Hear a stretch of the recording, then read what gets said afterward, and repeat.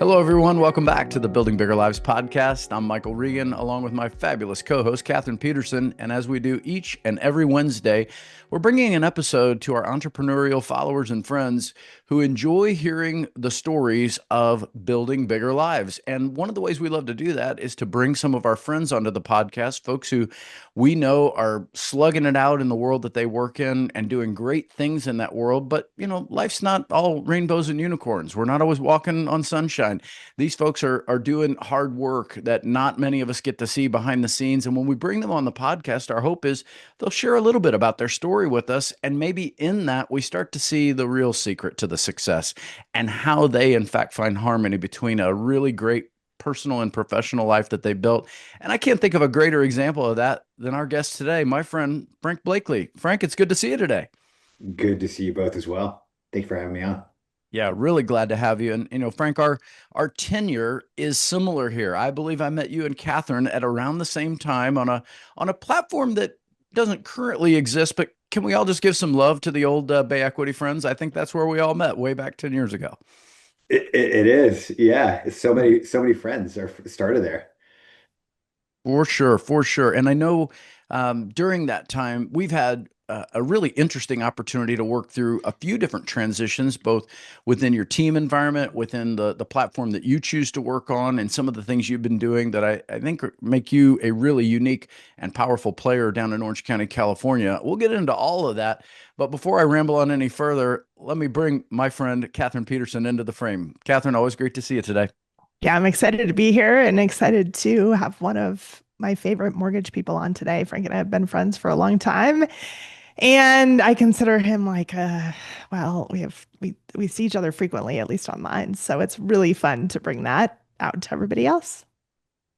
So there you have it. We're all friends here, but the good news is that not everybody listening knows the story of our friends here. So let's dig in a little bit, Frank. I tipped off the idea that you're clearly producing at a high level these days in Orange County, and you're doing some great things. But I don't think you just fell off the turnip truck. You've been working really hard over the last 10 to 15 years to build what you're doing, and I'm not sure everybody knows the story of where Frank Blakely came from. How did he fall into this crazy industry, and where did this drive come from that allows him to do what he does? That may be a lot to stack, but let's unpack that a little bit. Tell the audience a little bit about where maybe young Frank Blakely grew up. What's the background, Frank? What was your life like as a 10-year-old? Yeah, as a 10-year-old. Wow. Okay, so grew up in San Diego. My dad is 27 plus year Navy veteran. Miraculously, we were always in San Diego growing up from different stations because he was on submarines. So there's only so many different places you can go with submarines are there. My mom moved from Mexico to the United States at 18. Her role was like becoming an American citizen, living out the American dream. A lot is based on housing, right? So that's always buy a house, you're going to go to college. So I actually, of one of four kids, the first to graduate college in my family, from San Diego State University. So everything revolves around Southern California. And in my junior year, I started working for a fitness chain as a personal trainer as I was getting my degree in kinesiology because I was initially pre-med. And initially, like many people, it's like the dream. Hey, my mom built it in my head, be a doctor, be a doctor, be a doctor. She still asks that, like weird, like 30 years later. But you're gonna go back to school. Definitely not going back to school, mom, at this point. Does she have And any idea the amount of financial surgery you perform on people on a regular basis? she started, I give her glimpses, or I have given her glimpses, and so she's backed off tremendously. So not every time I see her she asks, maybe like once a year at this point. So but yeah, so I was initially pre-med, and I was going a personal trainer at this fitness chain. And like many that are pre-med, once you go through biochem, you either keep going or you change course.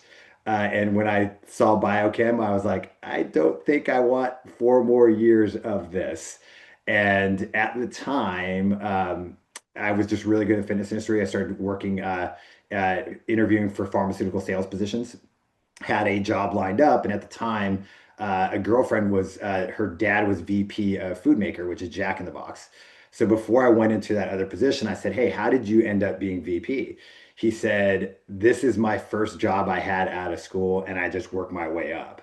And so working at that fitness chain, I was like, you know what? I'm pretty good at this. I was actually selling more personal training packages part-time, like less than 20 hours a week than most of the full-time workers at the time. So going to school, selling more, and basically I would do these assessments, sell a package of training, and then I'd hand it off to other personal trainers that were part of the group. And so they were pushing me hard after graduation. Hey, you need to move up to management. So from there, I graduated, did that evaluation of what I want to do, moved up to Orange County as a manager for this fitness facility. And that's where I started. And 2 years later, I was the district fitness manager. So I had anywhere from 11 to 31 locations at once, managed it. First year transition was super difficult because you think, oh, I can do it all, that micromanaging type people in leadership. And then you got to spread your wings out a little bit more into, more locations, things like that. So adapted, learn. And at one point I had the highest revenue area in the company, was one of the youngest district managers at the time. But what started happening, I think, like many, is the control of goals and wanting to hit those goals. Me being super competitive in a sports background, I kept pushing, and at some point, I'm at 90% a goal, but 20% above prior year's revenue. And so, as we all know, goals and percentages dictate your income. And so I was getting super burned out. I had really bad TMJ. I was taking 10 Advils at a time. And I'm like, I need to do something else. I need to figure out what I want next. And a sales manager ended up going into the mortgage industry from the fitness industry that I worked for. And ironically, he started working for the mortgage company that helped me buy my first house. So the combination of the owner of that company, him, they're like, you need to come into the industry. So, trying to have less stress in my life, I decided to get in the mortgage industry. And that's what Yeah, kind of wait a kicked it minute. Wait a off. minute. I got to jump in here. Wait, Catherine, how stressful must it have been for Frank in the fitness industry to think the mortgage lending industry was going to be a really great place to lower the stress level a little? What was going on, Frank? Yeah, you know what? I think the realization of having my destiny in my own control based on my efforts, versus having a company set the goals for me and having somewhat of my success dictated by that and income. I came to the resolution this is a better set mindset wise for me. And so took a lot of the learnings that I had in the fitness industry. So I was, a personal trainer. So education was a big portion of what I did. Sales was a big portion of what you did, and we had to sell packages to hit goals, but we had to also back it up with service in terms of setting them up with the right personal trainers, making sure that clients were hitting their goals, having constant reassessments. Otherwise, we couldn't achieve results, and that result was, making sure people hit their fitness goals. So when it started coming out more about a number, right, hitting a goal than the purpose of helping people out as we started to, sell them training sessions, that's when I knew I had to make a change, right? It was more about the number than it was the purpose. And then the mortgage industry, same thing, right? We're helping people in a sense of hitting a goal, home ownership, saving money, renovations, whatever it may be. So just tying the two together was really the purpose. And it first year in the mortgage industry, I was rookie of the year. So I guess it was okay for that company. That's right. That's right.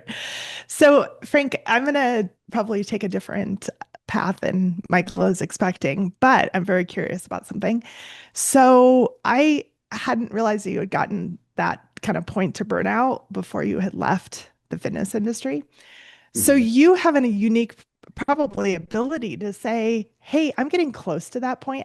I know what burnout feels like," versus some people end up there without even realizing that they've gotten to that point. So as you get close to that point of burnout, what are some tips? What are some things that you do for yourself to say, "Holy cow, I can feel like I'm getting close to that again," because we all know that happens in this industry. What are some things that you do for yourself to back down? Well, I revisit my priorities. I think that reminder, because we can work endlessly in this industry, and we're kind of rewarded for it, right? Like everything you visit, every phone call you make, there's a return based on the numbers. So I have, since then, and I always kind of in our industry, we always push up against that burnout. I mean, especially the last couple years. So I have just kind of a mindset wise, like I know it's coming, so I just kind of breathe and I know what my minimum the minimum actions that I have to do on a daily, weekly basis to make sure the wheel is still turning where it's not overboard. So when I feel that, I will take that breather. I will go, hey, I'm not used to doing the minimum, but I'm going to do the minimum right now, get through this, refocus, maybe go on a vacation, spend more time with my family during those periods of time, just to reshift the mindset to get back into things.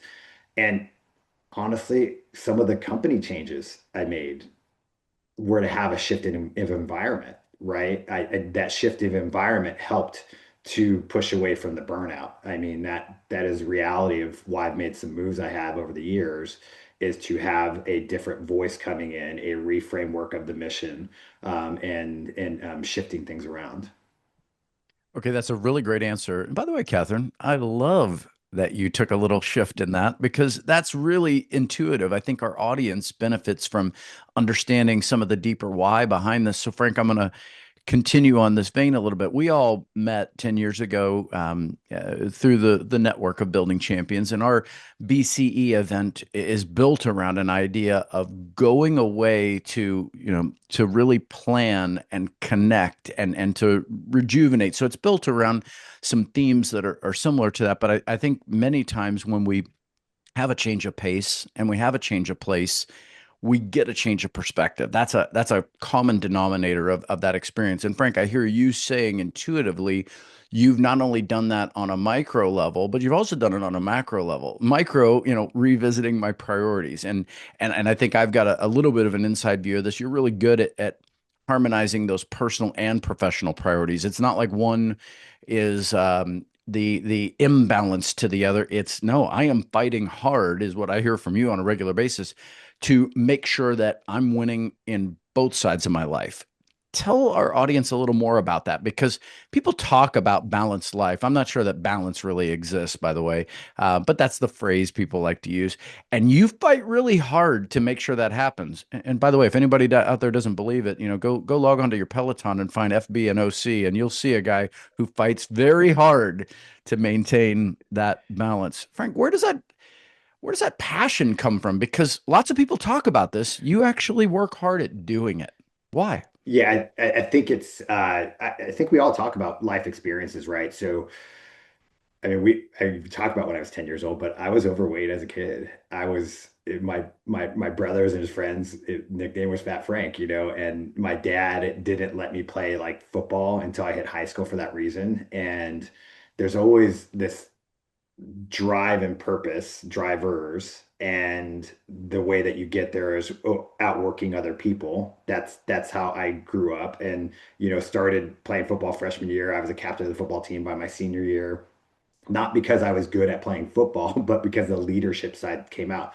So I feel there's always checks and balances, but going back to why I left the fitness industry, that has never stopped being a reminder. Like I can't ever let myself get back into a point where I'm taking 10 Advils a day. That was health benefits, things like that. But I think just always constant finding the reminders and time blocking things. So I've been more proactive because I'm a very routine person. Like from my wife loves and hates it. But I do this in the morning, I eat this in the morning, and this is how my chain of events go. And so part of that is the workouts. It's, the meditation, even if it's for 5 minutes, making sure I listen to podcasts that pull me away from things that are stressful. So having that kind of balance, and it doesn't need to be hours of it, right? I think some people think that balance has to be hours, but there's studies that say if you just go do something different just for 30 minutes, it has a reshift of your mindset.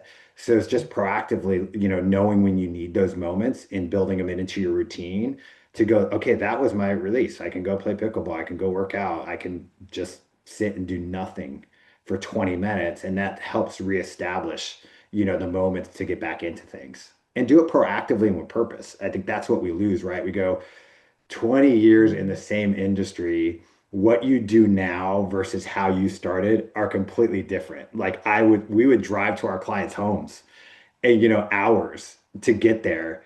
I won't do that right now. Like 20 years in, there's just a difference in mindset and what your parameters are. I'm not sure if that answers your question, but yeah, just having Yeah. those moments built in and knowing that what is the release and you don't need hours of it. You just need a short time of it. Yeah, so thanks for sharing all that, Frank. I think that you're exactly right, and it's been exciting to talk to you about a few things, but I have another curiosity. So you make decisions differently than I've seen a lot of people in this industry make them, and part of it is I've been involved in some of them. Like that was actually one of our bonding moments was like, "Hey, I'm trying to make some decisions. Can we just have a conversation?" So Yeah. I think that I want you to share those pieces and parts that you go through to make a big decision because I think that's pretty fascinating and a little bit different. You may not even know it's different, but I'm telling you it is. So I try to, the Gretzky thing, right? Go where the puck is going, not where it is. So what my hardships and struggles are today, is that based on me? Is it based on environment? Is it based on industry, whatever it may be? So I have always kind of taken that step to go, is it a me thing? Is changing environments, making a change, does that change me? Right? If it's a me thing, no matter where I go, it's going to end up coming back to me. Is it a thing that I can tolerate moving forward and where I think things are moving in the industry standpoint? So I always just kind of do an assessment. I talk to my coach, I talk to people around me, I get feedback on those things, right? Because every day we can complain about something that's not perfect in our company that we work for, the industry, whatever it may be, and does it really change in any decision that we're making? So I kind of try to evaluate personal, business, and where the market's going. One thing you just said there, Frank, that I hope our audience picked up on, the Gretzky quote, it resonates with folks because they understand that's a way to articulate vision. It's not chasing the puck, it's seeing where the puck is going and then skating to intersect it. And you do seem to have an ability to do that. In fact, some folks that we look at their LinkedIn profile, you might say, "Wow, he's moved here to there to," they see this and they may not understand the story. I've been a part of many of these moves in your story, and I've seen you do this. You're not running from anything. You're always running to something that you see. And Catherine's right. That is different. It may feel very normal to you because you've got these great people in your life that you can bounce things off of. And it may be that you are really disciplined about understanding the purpose behind any of that.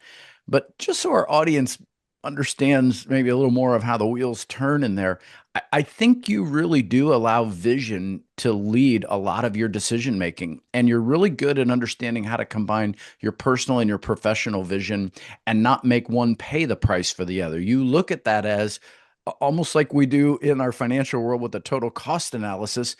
You have that ability to run that total cost analysis for your decision making. Is that just natural for you? Did someone teach you how to do that? Where did that ability come from to slow down and say, I see where all this is going and I'm going to get ahead of it? I think it's experience working with so many people, right? Mhm. Going in the fitness industry, having, leadership, having over 100 employees at once, being in our industry for so long and meshing personalities and seeing why people make moves. And sometimes it's monetary, in our industry, we have, hundreds of thousands, sometimes more being thrown at us for a bonus. I mean, earned, but going, hey, does that short term help what you want to do long term? It doesn't really solve the issues, right? So always just self-reflection, really resonating on what I've seen from other people and what they've had, the changes they've made, and does it really solve the problem? And always self-reflection, always going like, is this me?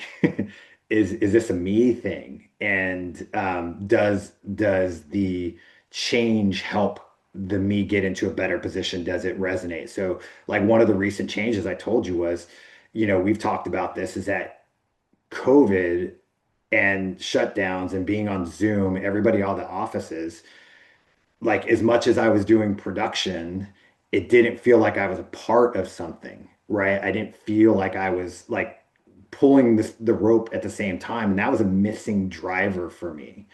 And so a change that I made was really to try to be more on a team, maybe not a perfect team right now in the terms of like the company and the changes that are making, but I needed that on a day-to-day basis is knowing that other people are pulling the rope with me in the same direction.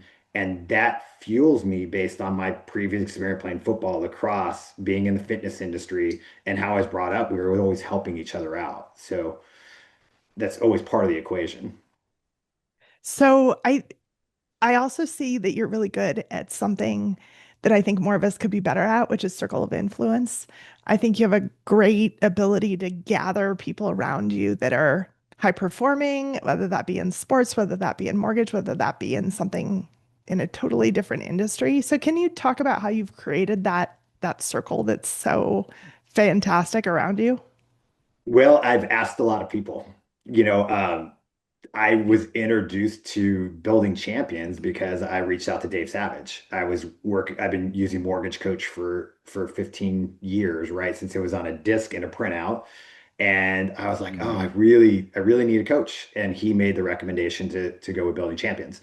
When, we get recruited, I already know someone that works at that bank. Before I talk to a recruiter, I'm going to talk to the person, and I can always talk to the person at it. So I think I've always through the years go who is doing more business, right, than me and doing it the way that I want to do business, right? Because we know there are people that are doing more business that work 24/7, they don't have a life, and that's not who I want to mimic my business off of. So I think it's just kind of, learning about who those people are through the 20 plus years who have shown a positive impact in their actions and in addition to production. And then just trying to stay in touch with those people as much as possible as a circle of influence, essentially.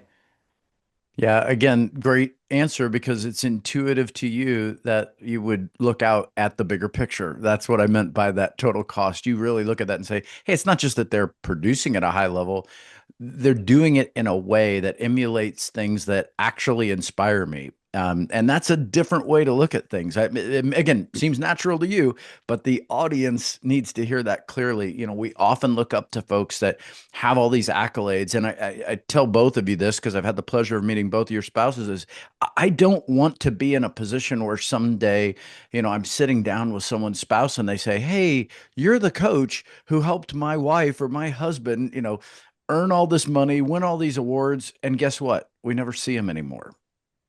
That's not a win for me. And you have that intuitively built in because you're looking at those folks that you want to spend time with and saying, is it the full picture of what inspires me or is it just a glimpse? And by the way, you can take, nuggets from anybody. You're smart enough to say, hey, look, I can pull that piece of what they do. But if I'm going to, like Catherine's calling it, build a sphere of influence, a circle of people around me that I really open up to and trust, you've done a really good job. Your filters are good there. So let's look and pivot that out as we look into the future. You talked about this recent change that you made. And of course, we don't advertise here on the podcast, but anybody can certainly go follow Frank Blakeley and understand, where he is and where he's going. I want to learn a little bit about how the puck that you see is moving forward because I really do think you're onto something with what you've chosen to do individually that maybe our audience could learn a little bit from. What's the shift that you're starting to see in the housing industry as a whole that caused you to be really excited to join perhaps one of the, you both are on two of the largest platforms that exist in our world. What caused you to make the move that you made? And what do you see in the future, Frank? Where are you heading as a leader in the housing industry? Yeah, so much is done online. So much is done with a little bit of market share, right? And having the ability to find out who's really investing in true market share by touches of any person that currently owns a home, wants to own a home, and who can generate a little bit more of an easy button in terms of we grind every day, right? And it's the last 2 years have been a big challenge. And to be honest with you, part of the change is I wanted a little bit more of an easy button. I wanted to go like I have, personal family things that came up with health things in my family, and it caused me to reevaluate the grind and the future sense of who I want to align with and partner with in terms of a bank and a platform. So I made the shift to go, hey, I want to go with that company that's investing the most into winning business, right? And that is real estate and mortgage. And so that is the reason going, I see where consumers are looking, I can see where they're inquiring with, and who's putting their money where their mouth is in terms of investment to get those opportunities. All right, let me push on this a little bit because I Yeah. also think you had an opportunity to step into a very new role in which you're also going to get to Mm, lead a little more than you had been doing in the past. In the past, you'd led a personal production team up to really great levels. And again, anyone can run out there and look at mm. the data to see that. But you're now going to get an opportunity to influence a larger mix of origination professionals. Tell me about what excites you about that opportunity. Yeah, and again, I don't know if you mind me going back to that personal stuff of why part of the shift, right? Mhm. Where, my wife had breast cancer. We found out in late 2024, and we were going through treatments, and I was answering phone calls. I was pushing through, uh, and making sure she was okay. And I was like, I can't, if something happens again, I can't be where I have to take Cole to something, take her to a doctor's appointment, and answer every phone call because I feel obligated that I have to do it. Otherwise, I'm not going to be able to pay my bills. And so the management side, going back to my fitness industry, was I was with a company that had the most top 1%, loan officers, learned a lot from them. And now I get to go back to a little bit more where my roots are and help train other people, share what I've learned from you, from Catherine, from so many in this industry, but not feel like the weight is on my shoulders all the time, right? That was a mechanical shift based on this last year's experience and where the puck is going, right? So that all of the above, I want to give more, and I've already seen it in the past month, just people asking me how, and being able to kind of give my personal experience in little tidbits. Nothing is like rocket science that I do. It's really not. It's what we all know. I just do it consistently, and being able to kind of share that with other people in a way that can help get them results that I've have had and improve myself at the same time. Again, be a part of something pulling the rope.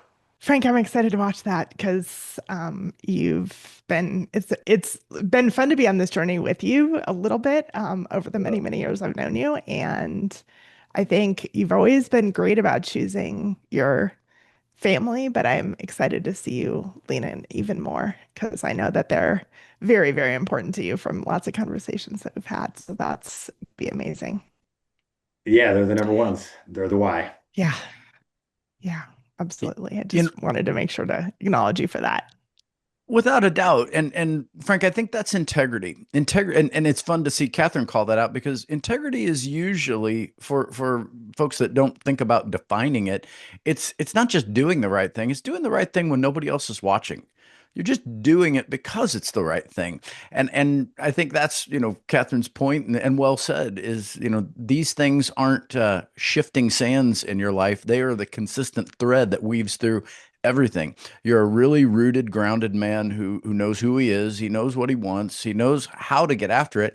And life is moving and evolving. And what you and Diane went through is one of the many things in your life you've navigated with grace under pressure. And it is pressure. And I appreciate you sharing that with us because I think our audience can understand that. We all have something going on, and it's inspiring to see you make a decision of such magnitude driven by something that's so deeply rooted and important to you. And I hope other people have courage to do that today when maybe they needed to be inspired by someone like you. So thanks for sharing that. Yeah, you're welcome. And trust me, I know that this change is going to be work, right? It's probably going to be more work in the sense. but it's a shift of light at the end of the tunnel, right? Is I feel there's more of that happening now, right? I turned 49 in a few weeks, and I'm just like, man, we gotta shift it to where is this going to end in a good way, and how much impact can we have, right? And I'm actually a real estate agent posted this earlier, but if it costs you your piece, it's too expensive. That's what he posted. And I was like, the parameters that I have now versus like when and how I'll respond to certain, inquiries from real estate agents, how I'll deal with certain clients now versus how I did when I first got in the industry, are completely different, right? In the terms of what I will accept to rock that piece. Because I mean, we get it. Like when I was going through this stuff with my wife last year, you get some tension with real estate agents. She was like, grand scheme of it, they're going to get their house. We're going to close. Life is going to be okay. Right. That's wisdom. That's wisdom right there. Catherine, I've got one final thought and then I'll let you bring us home. Frank, you talked about this is still going to be hard work. And one thing I've picked up about you over the years that I hope people get a glimpse of, even if they aren't aware of this, or even if they do assume it is, you do really bring that fitness training discipline into the work you do. I've watched you create a time block that is driven around consistent habits. So that may from time to time frustrate Diane in a personal context. I'll let you two work that out. But I know in a production context, it's really a key ingredient. In fact, I think you're on like the 10th year in a row of running a Navigator, so you can track every single lead source that you have, because it's important to you to understand the data so you can tie it back to the relationship and tie it back to where you're spending time. Help folks just get a glimpse of that part of your passion, because I think it's easy to say, I've got the work to do. We all know we have work to do, but you've taken an attitude about that work of just wake up and do the work that is really remarkable to watch on a consistency level. Tell us a little bit about the drive to be consistent. Yeah. So I think get a shout out to Win by Noon and the planner. I have that mindset. Like I can get more done by noon than a lot of people in our industry. And it's because either the day before, the week before, combination of the two, I know what I'm going to do before noon. And I usually like this afternoon is kind of like, oh, I don't have much scheduled. And it's okay. So I'll, go do some personal things, get back to it because there's going to be shifting calls, right? So I think the mindset is, and even over the weekend, like I was like, all right, I worked out, went to the farmer's market, got the cars washed, did XYZ, and my wife's like still getting up. She's like, you did all that? My mother was like, oh my God. I'm like, yeah, because I know what my priorities are. I want to make sure I get those done. And that way, after so many years in the industry, I can get some flex stuff done, right? And the flex stuff might be for me, it might be for Diane, it might be for Cole, or it could be those random phone calls that we want about somebody inquiring and buying a house. And the numbers are the driver, right? I feel like I'm like, oh my God, I haven't submitted a loan. We haven't submitted a loan. I always go back to the tracking to go like, I did my calls. I followed the process. And as long as I keep following the process, maybe with some tweaks, it's going to happen at some point. And then all of a sudden the next week you get multiple open escrows and you're like, all right, cool. That made it for last week. Right. So it's not just tracking, but it's knowing the effect on the process to alleviate stress that you may incur when production's not coming in as you'd want it to be.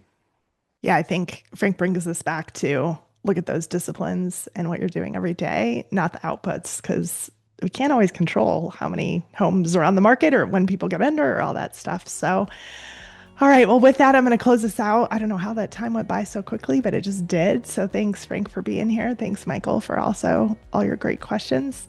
This is the Building Bigger Lives podcast.